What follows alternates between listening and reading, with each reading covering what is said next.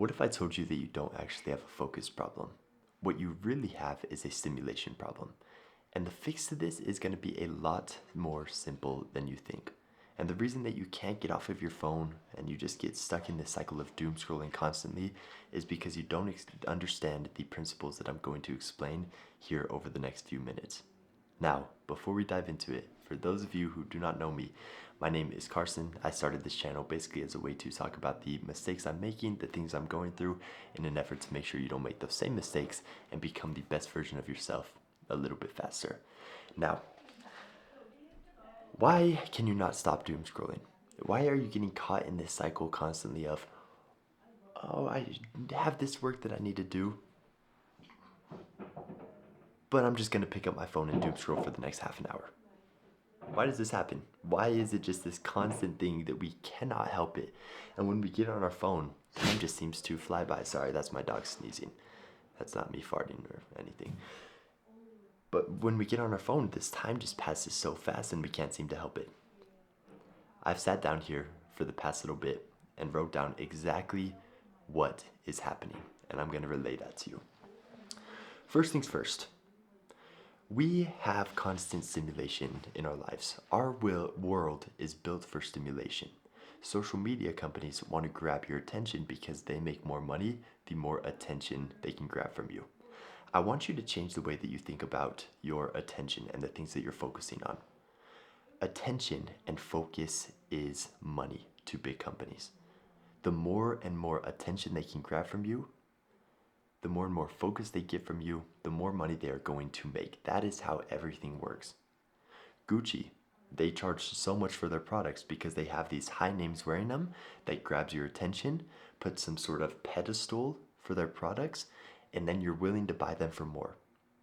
Social media companies, you get on the app and you scroll for a little bit. They can show you more ads, they make you more money. Their single and sole proprietary goal is to get you on their platform for as long as possible. So of course, they are going to optimize the piss out of everything. They're going to send you as many notifications as they possibly can. They're going to do anything to get you on that app whenever possible and stay on that app for as long as possible. Now, our brains, at a root, and the reason they can do this so effectively is because our brains are trained for novelty. This striving and this sense of wanting more originality. Social media is the king of originality. We can see endless amounts of new content, new places, new journeys over and over again. Every single day from the comfort of our own bed. Like at a root, when you look at it like that, yeah, it's pretty freaking cool. No wonder it's so addicting though. Our brains, that said, are not necessarily trained for depth, which is how we get caught in this short form content cycle. The stuff we get from most short form content, let's be real, it sucks. It is absolute garbage. That's why we don't remember probably like 90% of the stuff that we see in these videos, right? We just don't. It's because it's new, it's exciting, it tickles our brain nice, but that's all we get from it. But our brain does not care. And of course, the platforms do not care as well. So that's the first shift I really want you to make around content.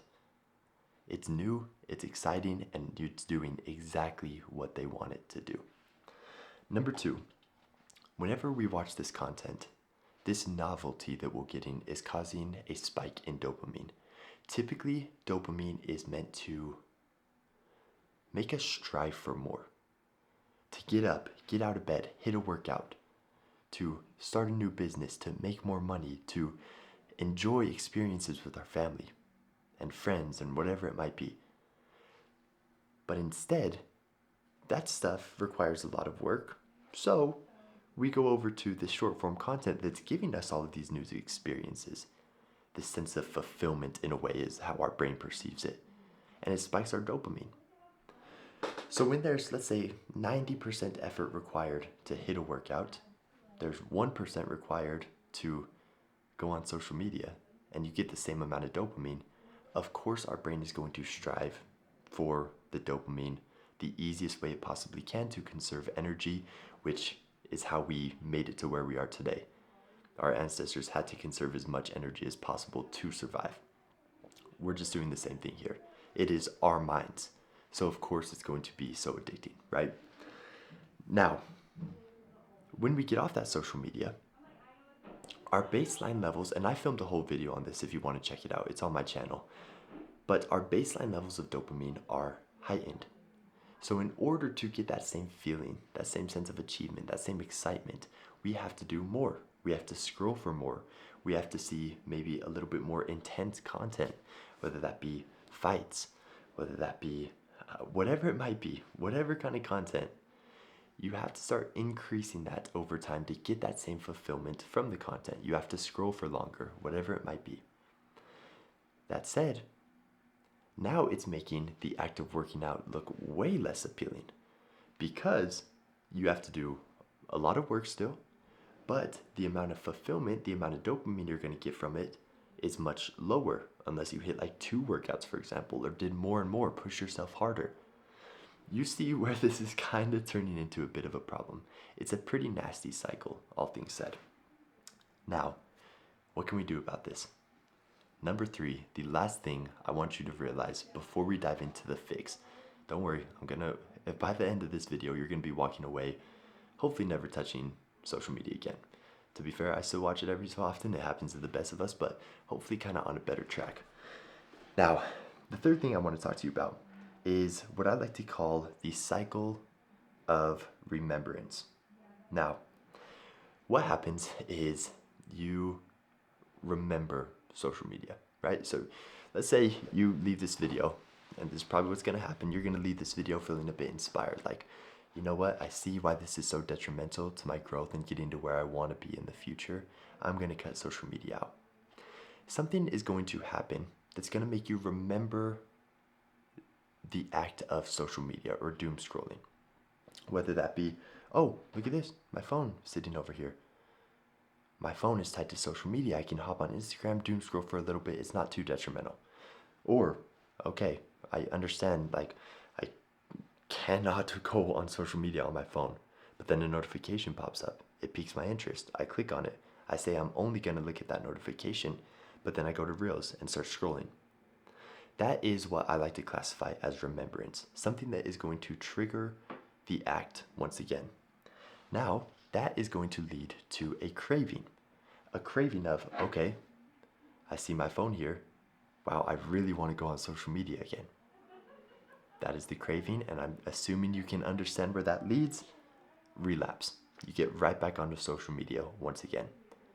That is the cycle of remembrance, and that's exactly what happens every time you get some sort of trigger when you're trying to quit. Now, any of you who have read or heard of Atomic Habits, it kind of has this principle in place, which is cue, basically the trigger for something, the habit itself, and the reward that you get out of it. For our phones, for example, and this is kind of where I got the cycle of remembrance, but the cue is seeing our phone, the habit is getting onto social media and scrolling, and the reward is the dopamine that we get from that. And that causes us to go through the cycle over and over again. So, with that said, in order to overcome doom scrolling, we have to, of course, understand the first 2 things we talked about, but we then need to hijack this cycle. And this is what nobody talks about. No one talks about hijacking the cycles of your brain.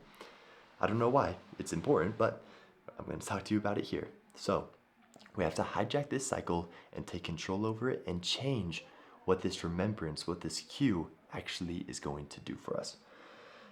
So, finally, let's dive into the fix. And if you're wondering why I keep looking down, I have notes here so I don't miss anything. Number 1, the first thing that we need to do is kill the cycle. We have to change what happens when we see this phone and make sure that we cannot undergo the habit that we start to crave. Okay? So, when I see this phone, like we talked about, I crave social media. We need to change what we do. We need to change the habit that occurs because of that. So, for a lot of us, we are going to have to set a screen time. We're going to have to delete the app because our brain, when we're not thinking about it, is going to automatically go onto there because our subconscious is literally trained by this remembrance cycle we're talking about to do the task. So we have to make it as hard as possible, put as much resistance as possible so that our conscious mind can come in and say, wait, we're not supposed to be going on social media. This is not what we're supposed to be doing. That is the entire purpose of step number 1. So what I would do if I were you, delete the app if possible. If not, put a screen blocker on it, like one from Opal that makes it very hard to overcome that screen blocker. Put as much resistance as possible. And then once your conscious mind comes in and says, oh wait, I'm not supposed to be scrolling, we need to detour that attention elsewhere. Whether that is, okay, every time that I want to get on my phone here, I need to instead go and stand outside for 5 minutes. Or whatever it might be. Maybe journal for 3 minutes, meditate for 2 minutes, whatever it might be. Replace the habit with a different habit. That way, when you get the cue, the remembrance cycle of looking on your phone and getting that craving, it leads you to something else. Number 2, do not get on your phone for the first 30 minutes of the day. Our first 30 minutes of the day, we are extremely impressionable. So, when we go on social media and see all these different emotions, all these different things, our mind is all over the place and we don't have as much oomph, as much drive, as much purpose, as much calmness. So try to avoid your phone for the first 30 minutes of the day, and after that you can get on like normal. This is going to start the programming of our mind to say, okay, this phone no longer controls me, I am pulling the strings. And finally, number 3, you need purpose and accountability. You need some sort of purpose that's going to get you excited, get you up out of bed, and a deep why behind that purpose. Something that's going to say, you know what? I'm excited to wake up today to work on this. I don't need to constantly distract myself with social media. Something that will give us that dopamine if we create the space to allow it. Once we create that space and start pulling the strings on social media, we divert that attention, that energy, that focus, and that strive for dopamine into something purposeful. And kind of a sub point of that, someone to hold you accountable. Someone who's going to say, hey, you're not supposed to be on your phone right now. Why are you doom scrolling? You're not supposed to be doing that. Because there's going to be times where we fall victim to it, where we're extra tired, we don't have the willpower. We need someone who's going to say, you know what, no more of that. So, ladies and gentlemen, that is the 3-step guide to really overcoming this doom scrolling problem you have. If you struggle with accountability, if you're ready to make this change, but you're having a hard time knowing how to do it or staying consistent, if you do already understand this principle, look, I got something for you. Here on the screen back behind me, I have Elevate, which is my coaching community. Inside of there, we have hundreds of people who have gone through and made a transformation just like this in their lives. You can join completely for free if you want, so check it out. There's some big changes coming, so join now before the changes happen. Trust me, you're going to want to get in early. But with that said, ladies and gents, I hope you enjoyed. Make sure to subscribe. I got more bangers coming soon. They're only getting better, I promise you. I appreciate you spending your time with me. I'll see you in the next one. Peace.